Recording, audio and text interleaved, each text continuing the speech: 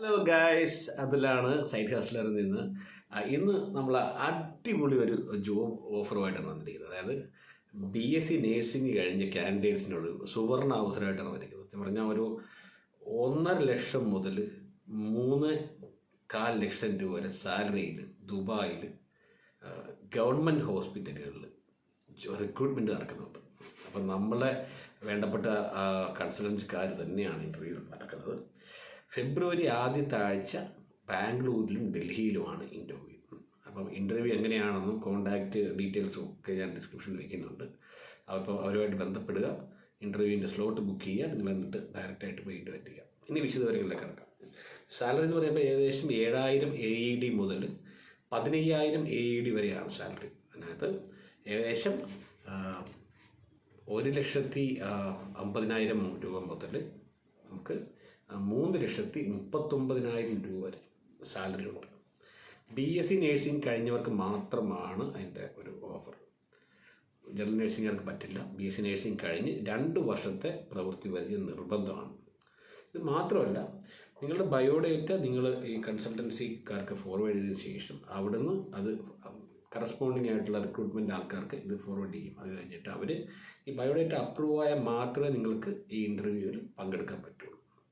Interview select ആയി കഴിഞ്ഞാൽ നിങ്ങൾക്ക് ബാക്കിയുള്ള ഇമിഗ്രേഷൻ കാര്യങ്ങളൊക്കെ നമ്മളുടെ കൺസൾട്ടൻസിക്കാർ തന്നെ നിങ്ങളെ സഹായിക്കുന്നതാണ്.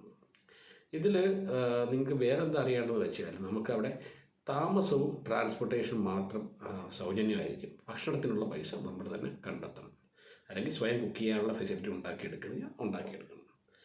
അപ്പോൾ ഇത്രയൊക്കെയാണ് അതിൻ്റെ ഡീറ്റെയിൽസ്. അപ്പോൾ ഒന്നുകൂടെ പറയാം, ഇൻ്റർവ്യൂ ഡൽഹിയിലും ബാംഗ്ലൂരുമാണ്. ഫെബ്രുവരി 1st വീക്കാണ്. അതായത് ഇപ്പോൾ കോൺടാക്റ്റ് ചെയ്യുക, നിങ്ങളുടെ സ്ലോട്ട് മുൻകൂട്ടി ബുക്ക് ചെയ്യുക. ഇത് ഗവൺമെൻറ് ഹോസ്പിറ്റലിലാണ്, അത് പ്രൈവറ്റ് ഹോസ്പിറ്റലൊന്നുമല്ല, ഗവൺമെൻറ് ഹോസ്പിറ്റലിലേക്കാണ് എടുക്കുന്നത്. പെൺകുട്ടികൾക്കാണ്. BSc നേഴ്സിംഗ് കഴിഞ്ഞ് 2 വർഷത്തെ എക്സ്പീരിയൻസ് നിർബന്ധമാണ്. പറഞ്ഞ പോലെ അക്കോമഡേഷൻ ഫ്രീ ആണ്, ട്രാൻസ്പോർട്ടേഷനും ഫ്രീ ആണ്. പിന്നെ ഫൈനലി സർവീസ് ചാർജ് എന്ന് പറയുമ്പോഴത്തേക്ക് കൃത്യമായൊരു സംഖ്യ പറയുന്നില്ല. അതായത് 1 ലക്ഷത്തിൽ താഴെ മാത്രമേ ഇത് സർവീസ് ചാർജ് ചെയ്യുന്നുള്ളൂ. 1 ലക്ഷത്തിൽ താഴെ മാത്രമാണ് സർവീസ് ചാർജ്.